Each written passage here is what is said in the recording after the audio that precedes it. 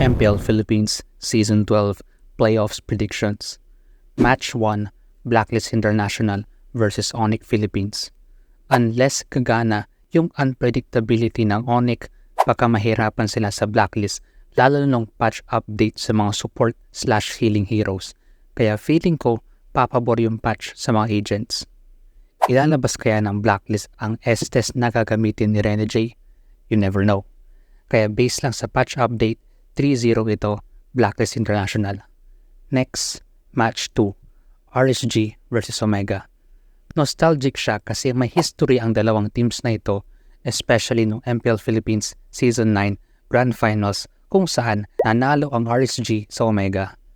Kung babalik yung Prime RSG, sa kanila yung match na ito, unless malason sila ng Omega na gumagamit din ng mga support heroes na pabor sa kanila in the current patch. With that in mind, feeling ko aabot ng 5 games ito pero lalamang ang mga Raiders 3-2. So, if ever manalo nga ang Blacklist, sa match 3 tayo, Eco Philippines versus Blacklist International. Feeling ko kryptonite ng Blacklist ang Eco kahit nung from M4 up until nag-end yung Season 12, wala pang bawi ang Blacklist sa Eco. Pwede maging advantage ng Blacklist na hindi actually nag-adjust ang Eco sa patch update, especially nung nabuff yung mga support heroes. Though may times gumagamit ang Echo at some point, pero mostly yung draft nila, same playstyle, pick-off type and malakas sa team fight. However, in terms of chemistry sa team, ibibigay ko ito sa Echo 3-1. Match 4, if ever manalo ang RSG, AP Bren versus RSG Philippines. Ito yung mahirap i-predict kasi malakas ang Bren pero hindi sila nakabawi sa RSG noong regular season. And sobrang laking factor yon kasi baka alam lang RSG saan mahina ang AP Bren. Pero with those mistakes, baka napag-aralan na ng Bren paano manalo against sa mga Raiders. Kaya 3-2 ito, AP Bren.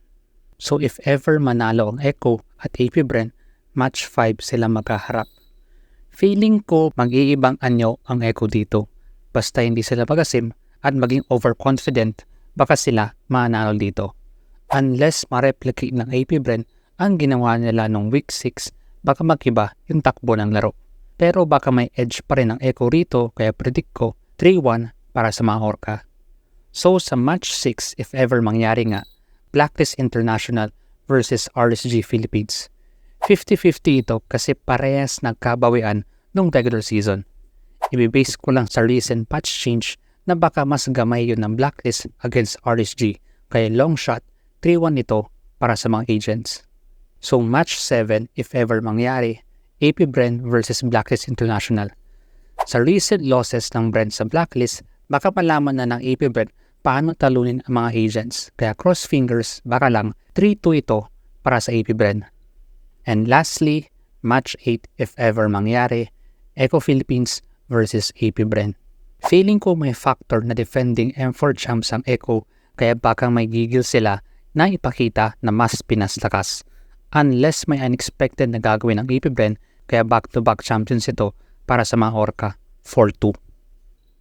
So aking predictions, hindi natin alam kung ano pwede mangyari lalo at best of 5 and best of 7 yung mga matches. With more matches, mas maraming factors ang pwede makaapekto sa resulta ng laro. We'll see, mahirap sabihin kung ano ba talaga ang mangyayari, pero ikaw, sino manok mo? Comment your thoughts below. Pakinggan natin yung mga yan. Thank you. Oumaplays. Let's go.